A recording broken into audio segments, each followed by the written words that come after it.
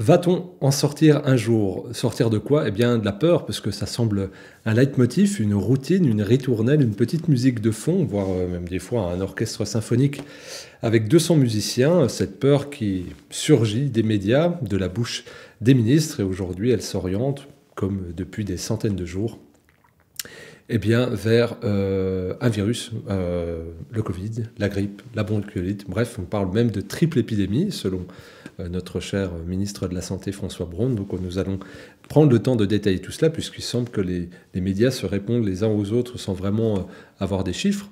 Eh bien, on va essayer de voir par rapport aux dernières années, qu'est-ce que veut dire cette épidémie de grippe mortelle, soudaine, incontrôlable, dangereuse. Qu'est-ce qu'il en est officiellement? Quels sont les échos des médias? Pourquoi il y aura une insistance à faire perdurer autant d'informations alors que ça pourrait sembler être une année classique? On va voir les enjeux qu'il y a derrière tout ça. Je vais déjà vous mettre des extraits. Vous avez bien sûr tous les liens en description, comme d'habitude, et puis vous pourrez aller regarder, observer par vous-même, et puis vous faire votre propre opinion avec des faits un peu plus objectifs peut-être que de l'émotionnel. Avant tout cela, je me permets de vous faire une annonce sur le site de ma maison d'édition Exuvie, qui met en avant des livres et des documentaires sur la santé intégrative, avec un regard sur la société un peu différent, complémentaire, on va dire justement. Eh bien, jusqu'au 2 janvier, nous prolongeons. Nous avions fait en sorte que les frais de port soient gratuits pour la France métropolitaine, avec le code gratuit à insérer au moment du panier. Eh bien là, jusqu'au 2 janvier, vous bénéficiez de cette promotion pour vous faire livrer chez vous, gratuitement. Et donc voilà, je vous invite à utiliser les petites The Balls que vous aurez éventuellement en étrenne ou que vous avez eu sous le sapin, que vous alliez faire fructifier tout ça avec du savoir sur le site de la maison d'édition Exuvie. Merci à vous, fin de la parenthèse. Alors, on va revenir en France métropolitaine. On parlait de France, mais le Parisien nous dit « Grippe, l'épidémie est toujours en forte hausse, près de 160 décès recensés, mais ça a été ressassé, hein. On va voir que c'est ressassé. Alors Yahoo, lui, nous parle d'une épidémie de grippe. Pourquoi est-il aussi forte cette année? Futura Science, quant à lui, nous dit « Épidémie de grippe s'annonce redoutable cette année ». Et pour BFM, pourquoi l'épidémie de grippe est particulièrement virulente ces dernières semaines? Elle vit avec des gens qui sont interviewés. On parle de victimes. Ouais, c'est pas quelqu'un qui est malade, c'est une victime de la grippe. Donc, c'est cette Nadia, dans l'article en lien, elle nous dit que dès l'instant qu'elle l'a attrapée, eh bien, elle n'a pas pu sortir du lit. Et puis, elle fait cette confession effroyable qui, moi, me glace le sang. J'étais fatiguée, j'avais mal à la tête et j'étais enrhumée, indique-t-elle. Donc, c'est vrai qu'une agonie est tellement dure à supporter. Ça semble insoutenable à transcrire pour les journalistes de BFM. Moi, je suis assez ému devant ces mots-là. Être fatigué, avoir mal à la tête et être enrhumé, il y a de quoi être qualifié en effet de victime. Merci BFM pour cette synthèse.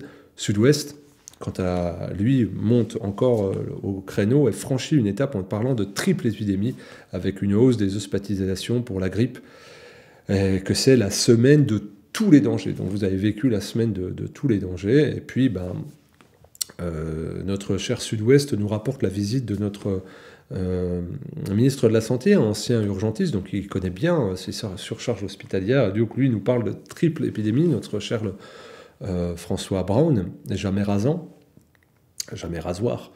Et donc il nous dit, là c'est même pas une épidémie de grippe, c'est une triple épidémie, parce qu'il y a l'épidémie de Covid-19, l'épidémie de grippe, plus l'épidémie de bronchiolite.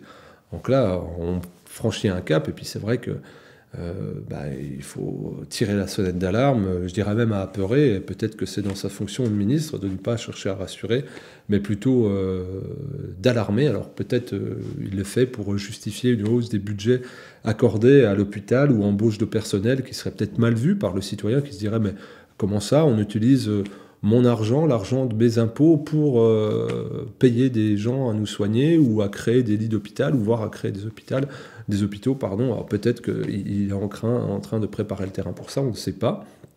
Mais moi, ce que j'observe, en tout cas, et ce qu'on peut tous observer, c'est que la vraie triple épidémie, c'est l'absence de lits, pénurie de lits, la pénurie de traitement, hein, parce que vous avez vu qu'il y a des dizaines de médicaments qui sont en rupture. J'ai fait une vidéo là-dessus, je vous renvoie à regarder. Et puis, il y a une pénurie de personnel aussi. Alors, on observe que dans certains centres hospitaliers, il y a la suppression d'un tiers des lits dans certains services, que depuis 15 ans, il y a eu 120 000 lits de supprimés, que depuis le mandat de son prédécesseur, Olivier Véran, il y a eu des dizaines de milliers de lits supprimés en pleine épidémie dans des centres de réanimation, qu'il y a toujours des suppressions de lits programmées, hein, c'est le suivi des ordonnances européennes. Il y a de moins en moins de personnel, on ne renouvelle pas, voire on licencie, et puis même on suspend. Il y a des soignants suspendus, on a des dizaines de milliers qui sont suspendus. Petite parenthèse quand même, vous avez différents articles de journaux qui rapportent qu'en ce moment, il y a des gens qui sont testés positifs, qui sont tantôt asymptomatiques, tantôt symptomatiques, des gens qui ont pris l'injection contre le Covid-19, et puis qui sont testés positifs, mais on leur demande quand même de venir travailler. Les responsables de service leur disent « bon, tu viens quand même ». Donc, c'est-à-dire qu'officiellement, en France, dans les hôpitaux, vous avez des personnes infectés, testés positifs, symptomatiques, qui ont le droit de venir travailler, alors que vous avez des gens qui sont testés négatifs, qui n'ont pas le droit de venir travailler. Donc évidemment, appel de phare appuyé à mon documentaire suspendu des soignants entre deux mondes, que vous pouvez voir en participation libre et consciente, ou en DVD, avec les frais de port offerts.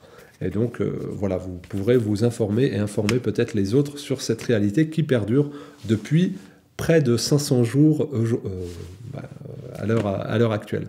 Et donc, voilà, ça c'est la triple épidémie pour moi. La triple épidémie, c'est pénurie de lits, pénurie de moyens, pénurie de médicaments, pénurie de soignants. Donc là, ça devrait alerter notre cher ministre et alerter peut-être les médias.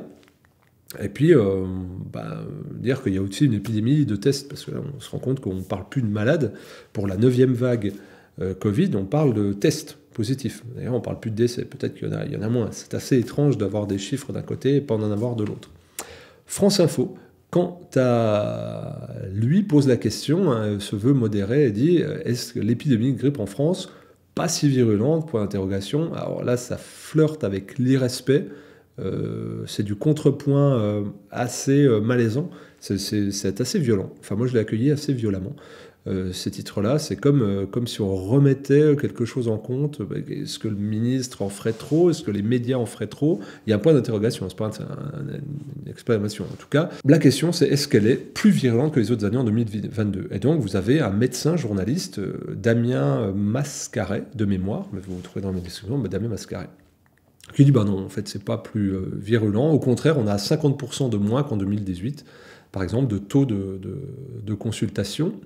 En gros, sur 100 000 personnes qui vont en consultation, il y en a 400 qui sont diagnostiquées grippe, contre 600 en 2018. Et lui, il dit qu'en fait, il y a eu simplement un décalage entre ce qui aurait dû arriver en février, l'épidémie saisonnière, où la contagion saisonnière arrive plus tôt de 2 mois. Donc pour lui, rien d'alarmant. Et puis, il précise que le taux de décès des personnes en réanimation actuellement est de 6%, et que les autres années, on est plutôt de l'ordre de 11%. Donc c'est plutôt une chute, quasiment 2 fois moins. Donc il y a 50% de moins de personnes infectées, et puis 2 fois moins, donc 100% de moins de décès. Donc lui, il est plutôt rassurant, mais je dirais presque rassuré, c'était peut-être inquiétant. Il dit juste qu'il y a eu un pic de bronchiolite qui est arrivé au même moment, mais que ça s'effondre, et puis que la 9e vague n'en est pas une, donc il n'y a rien d'alarmant. Donc là, il va vraiment à l'encontre de ce que dit le ministre de la Santé. Donc, est-ce qu'il y en a un qui est trop rassurant? Est-ce qu'il y en a un autre qui est trop alarmant? On ne sait pas, mais en tout cas, il n'y a même pas de juste milieu. Ça semble difficilement conciliable. Donc, ce qu'on peut rappeler, par contre, c'est que chaque année, il y a entre 2 et 6 millions de Français qui sont touchés par la grippe. Et puis, en moyenne, on est entre 10 et 12 000 décès par an. Voilà, c'est dramatique, mais ça touche essentiellement des personnes âgées et faibles. 85% des personnes qui décèdent de la grippe tous les ans ont plus de 75 ans, et beaucoup ont des comorbidités ou des problèmes auto-immuns. Donc on est moins que dans les autres standards. Est-ce à dire que ces personnes faibles sont décédées pour d'autres raisons sur les 1-2 dernières années? Peut-être, puisqu'on voit une hausse de la mortalité sur cette année 2022. On le voit dans certains pays, c'est 20% en plus de surmortalité qu'on ne sait pas encore à quoi attribuer. Donc il faudrait que notre ministre de la Santé dépêche des moyens pour qu'on puisse analyser, parce que ça c'est quand même alarmant. Moi je trouverais alarmant de dire tiens, il y a 20% de surmortalité en plus, alors qu'on a pris soin de, pour 90% de la population, de leur fournir des traitements pour qu'ils puissent se porter bien. Ça vaudrait peut-être le coup de chercher à comprendre pourquoi en santé publique il y a cette explosion. On va attendre, on va patienter, puisqu'il semble falloir être patient. Donc pourquoi les médias et le ministre de la Santé sont si alarmistes alors que devant les chiffres, c'est en contradiction? Eh bien, on peut dire qu'on s'est rendu compte cet été qu'il faisait chaud. On se rend compte cet hiver qu'il fait froid, parce que vous voyez les médias, vague de chaleur, vague de froid, vague de Covid, vague de grippe, vague de bronchiolite. Mais sans oublier que, pour la bronchiolite, notamment, là, ça tue plus d'enfants. Mais la raison, c'est pas que la bronchiolite est plus virulente et sévère cette année, c'est qu'il y a une pénurie d'amoxicilline, par exemple. Donc il y a beaucoup d'enfants qui sont traités avec des antibiotiques qui ne sont plus disponibles. Il y a une pénurie de Doliprane aussi. Ça, c'est intéressant. Moi, je trouverais que ce serait plus intéressant pour les médias d'être alarmistes, non pas sur le chaud, le froid, ou le fait que mémé se mouche et puis que le petit a la gastro, ou que Nadia nous dit qu'elle est victime d'un mal de tête et qu'elle soit fatiguée, mais qu'elle nous dise, là, la France est victime de graves pénuries, de graves coupes franches et de choix arbitraires qui visent un effondrement du système de santé, et qui fait qu'on a moins de place dans les hôpitaux. Et puis peut-être que, là, comme l'indépendant.fr le montre, parce que là, vous devez aller sur des choses indépendantes pour voir ces informations-là. Là, vous avez une sexagénaire qui s'est fait refuser aux urgences.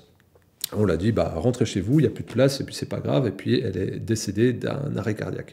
Et donc, moi, j'entends beaucoup de choses ainsi autour de moi, je vois beaucoup d'articles, je pense que vous aussi, vous assistez à ça pour vos proches ou des connaissances qui ne peuvent pas se faire prendre en charge aux urgences, et puis que ça finit par des complications. J'ai fait une vidéo, d'ailleurs là-dessus, il y a deux, trois vidéos de cela.